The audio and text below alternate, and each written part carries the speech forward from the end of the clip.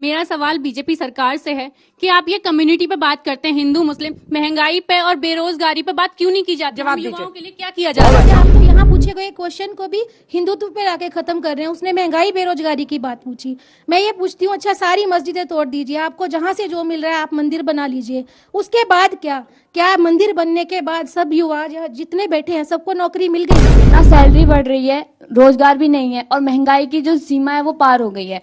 तो मेरा ये कहना है कि आप हमारे पुराने दिन लौटा दीजिए, क्योंकि अच्छे दिन तो आ नहीं रहे और हम जो युवा है वो हमारा भविष्य झूठी बुनियाद पर नहीं टिका सकते। जितना कमाई जरूरी है उतना ही गंदगी की धुलाई भी जरूरी है, वरना वो आपके स्वास्थ्य के लिए कभी भी खतरनाक हो सकता है। सर, मेरा नाम खुशबू चौधरी। मेरा सवाल बीजेपी सरकार से है कि आप ये कम्युनिटी पे बात करते हैं, हिंदू मुस्लिम, महंगाई पे और बेरोजगारी पे बात क्यों नहीं की जाती? जवाब युवाओं के लिए क्या किया जा रहा है? बहुत अच्छा आपने सवाल किया। महंगाई पे एक रैली हुई थी बहुत बड़ी जयपुर में, और उसमें 10 मिनट पे हिंदू बनाम हिंदुत्व भाषण दिया था राहुल गांधी जी ने। हम नहीं लाए थे महंगाई के मुद्दे में हिंदुत्व का मुद्दा। और चुनाव से पहले तो आपके आदर्श है नहीं तो मैं बोल रहा हूं, फिर राहुल गांधी आगे सबका किसको सौंपा है? राहुल गांधी ने अभी और बता रहे हैं, जब से ये मच्छर भी काटेगा तो राहुल गांधी और जवाहरलाल नेहरू को ही लागे। अरे भाई, अगर एक मच्छर भी यदि काट ले तो बीजेपी वाले राहुल गांधी जी और जवाहरलाल नेहरू को बताइए। अच्छा, राहुल गांधी ने भी बहुत सारे हैं। ये जो जिसको आप कह रहे हैं कि महंगाई का दौर जब से आया है उस समय से आप देख लीजिए। चलिए, राहुल गांधी तो बोले ये अयोध्या राइजिंग की कितनी बार राहुल गांधी का नाम बोले? चलिए, राहुल गांधी तो वो बोले, अरे भाई बोलिए महंगाई में काहे ना बोले? बोलेंगे महंगाई पे रैली कांग्रेस वाले भाषण दिए, नाम नहीं बोलते हैं। अरे बताओ भाई, महंगाई पे रैली करके मतलब है कि राहुल गांधी जी से ये डरे। आप जवाब दीजिए। ये देखिए, ये लगता है इसके भैया ये तो अभी राहुल गांधी हर डिफेंड बात करने में पर ज्यादा लगे। देखिए, आलोक जी आपकी निकाल कुर्सी लीजिए, खत्म पड़ जाएगी। हर वाक्य ज्यादा में डिफेंड इनका कर रहे हैं। राहुल गांधी जी का नाम आ रहा है। अच्छा, इसका मतलब क्या है?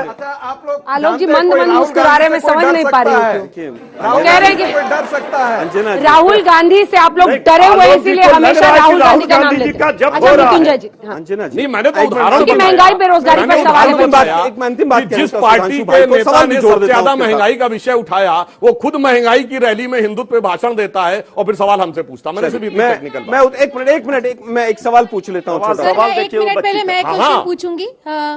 आप लोग कहते हो कि हम लोग महंगाई की बात करते हैं, हम युवाओं की बात करते हैं। आप तो यहाँ पूछे गए क्वेश्चन को भी हिंदुत्व पे लाके खत्म कर रहे हैं। उसने महंगाई बेरोजगारी की बात पूछी, मैं ये पूछती हूँ अच्छा सारी मस्जिदें तोड़ दीजिए, आपको जहाँ से जो मिल रहा है आप मंदिर बना लीजिए, उसके बाद क्या मंदिर बनने के बाद सब युवा जितने बैठे हैं सबको नौकरी मिल गई? चलिए, किसी भी वर्ग का कोई बंदा उसको नौकरी मिल गई? आप बता दीजिए प्लीज।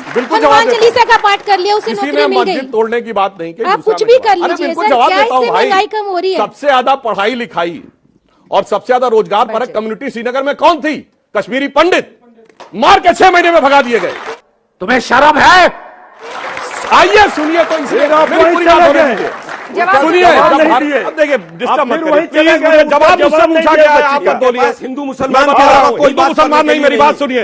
नहीं, बेरोजगारी पे बताइए ना। अरे उसी में जवाब दे रहा हूं। 4 कदम बताइए। मोदी जी के पास 22 फार्मूले थे रुपये को डॉलर की तुलना में मजबूत करने के। 2 फार्मूले बताइए।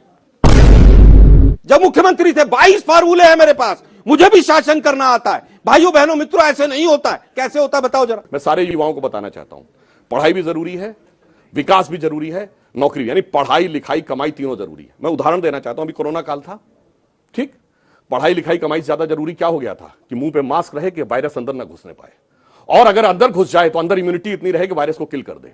वो उस समय पढ़ाई लिखाई कमाई से ज्यादा बड़ा हो गया था, इसलिए मैंने याद दिलाया कि सबसे ज्यादा पढ़ाई लिखाई कमाई करने वाली कम्युनिटी को 6 महीने में भगा दिया गया था। सन 47 में लाहौर में, अरे भाई लाहौर में 75% हिंदू और सिख थे। सबसे ज्यादा पढ़ाई सबसे पढ़ी लिखी कम्युनिटी वो थी, और उसको 6 महीने में मार के भगा दिया गया था। कराची में पंजाबी हिंदू और सिंधी हिंदू सबसे ज्यादा पढ़ी लिखी कम्युनिटी थी, सबसे ज्यादा नौकरी करने वाली कम्युनिटी थी, सबसे डेवलपमेंट ओरिएंटेड कम्युनिटी थी। 6 महीने में भगा दिया गया था। इसलिए जितना पढ़ाई जरूरी है, जितना लिखाई जरूरी है, जितना कमाई जरूरी है, उतना ही गंदगी की धुलाई भी जरूरी है, वरना वो आपके स्वास्थ्य के लिए कभी भी खतरनाक हो सकती है। बंद करो ये सब नाटक, कुछ लाइफ में अच्छा करो।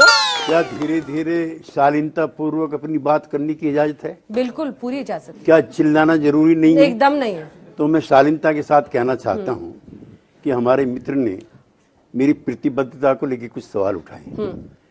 हम एनडीए के पार्टनर हैं, बहुत सारे सवालों पर हमारी इनसे असहमति रहती है।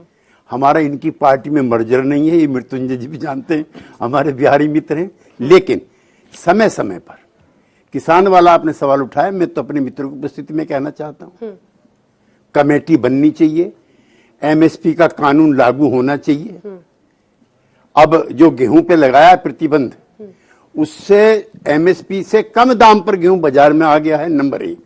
नंबर 2, ज्ञानवापी का मामला हो, मथुरा का मामला हो, ये सारे मामले सुप्रीम कोर्ट के अंदर चल रहे हैं।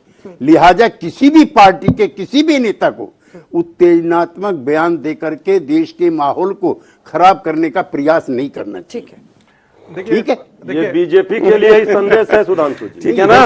रागी जी। बचाव कर लिया साहब ने। अंजना जी, देखिए राहुल गांधी से कोई डरता नहीं है, राहुल गांधी पर लोग हंसता फिर जरूर। राहुल गांधी से शुरू कर दिया मामला। वो हंसता कितनी जरूर। बार बोलेंगे डरता होता कोई नहीं। और यदि डरता है, काउंट कीजिएगा, डरता मोदी जी है ने तो भारत का नाम नहीं कांग्रेस लिया के लोग आज तक डरते इतना हैं। जितना इन दोनों ने राहुल गांधी इतना का नाम जल्दी लिया। पिंड छूटे राहुल गांधी से इतना ताकि तो कांग्रेस नमः दोबारा शिवाय खड़ा का हो जप सके, करते तो कुछ क्योंकि भला राहुल होगा। गांधी और गांधी परिवार जब तक रहेंगे कांग्रेस का उत्थान नहीं फिर हो सकता। कांग्रेस में, अरे भाई मैं पूछ रहा हूँ, चलिए, दो तीन 89% बच्चे कुपोषित हैं। जल्दी पूछे। अरे सरकार पूछे, पूछे, एक सेकंड साहब। तो 700 सर, मेरा स्टार्टअप थे, आज 70,000 स्टार्टअप पूछे, आप पूछे। सर मेरा फिर भी सवाल नहीं खड़ा, आपसे, फिर भी बेरोजगारी ना 50 सैलरी चाहिए इससे। ना सैलरी बढ़ रही है, रोजगार भी नहीं है और महंगाई की जो सीमा है वो पार हो गई है। तो मेरा ये कहना है कि आप हमारे पुराने दिन लौटा दीजिए, क्योंकि अच्छे दिन तो आ नहीं रहे और हम जो युवा है वो हमारा भविष्य झूठी बुनियाद पर नहीं टिका सकते। ठीक है, 2-3 सवाल जल्दी लीजिएगा। सर मेरा नाम अभिनव राज है। मेरा सवाल होगा सुधांशु सर से। सर अभी आप जैसे स्टेज पे आपने अपना पहला स्टेटमेंट दिया कि कांग्रेस 70 साल से हमें लूट रही है, कानून व्यवस्था जर्जर हो गई है, और सर मैंने नहीं बोला था। हाँ सर, आपने पहला स्टेटमेंट नहीं दिया था। जल्दी से पूछे। तो सर मेरा सवाल ये है नहीं बोले। कि सर आजाद भारत में पहली बार जो चुनाव हुए वो 1951 से 1952 के बीच हुए हैं। फिर सर 70 साल तो अभी तक में हुए हैं और बीजेपी की शासन 2014 से बाद से है, तो क्या बीजेपी भी उसी 70 साल में शामिल हो गई? 70 साल कांग्रेस बोला ही नहीं कि उन्होंने किया, आपको कुछ गलत ध्यान है। 2014 से पहले कहा। खैर, चलिए, 2014 से पहले मैंने कहा था, चर्चा का अंत कर भारत लो। आंशिक मुस्लिम राष्ट्र है, आखिरी वो मैंने सवाल है आधार सुधांशु जी, बताया। इधर देखिए। 1991 जो पूजा स्थल कानून है, बदलाव लाएगी सरकार? बहुत अच्छा सवाल आपने किया है। उत्तर एक्चुअली नहीं में मिलेगा। 1991 पूजा स्थल कानून को कोर्ट में चुनौती दे दी गई है। यदि कोर्ट ने रिजेक्ट कर दिया होता तो मामला जुडिशरी के परव्यू से बाहर हो जाता। चूंकि कोर्ट ने उसे विचारार्थ स्वीकार कर लिया है, इसलिए मामला जुडिशरी के अंडर में है, इसलिए अभी उसमें कोई काम करना उसके अगेंस्ट में होगा, हस्तक्षेप। मगर राजनीतिक दृष्टि से हमारा विचार बहुत स्पष्ट था, हम उसके अगेंस्ट थे। क्यों, मैं उदाहरण इसलिए पूछता हूं, बताइए आज तक कोई ऐसा कानून बन सकता है जो रेट्रोस्पेक्टिव लागू हो, और रेट्रोस्पेक्टिव भी 44 साल पुराना लागू हो?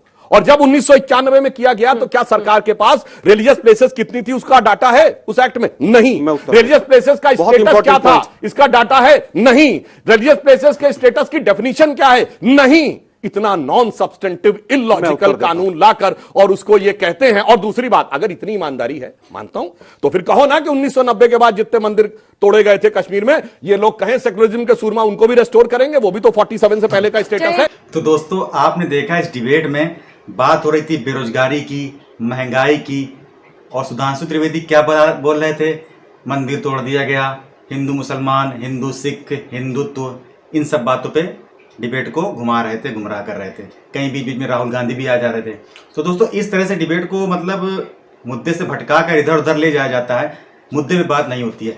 आपकी दोस्तों इस डिबेट को लेकर क्या राय है हमें कमेंट में जरूर बताइए। फिर मिलेंगे नई डिबेट के साथ, तब तक के लिए धन्यवाद।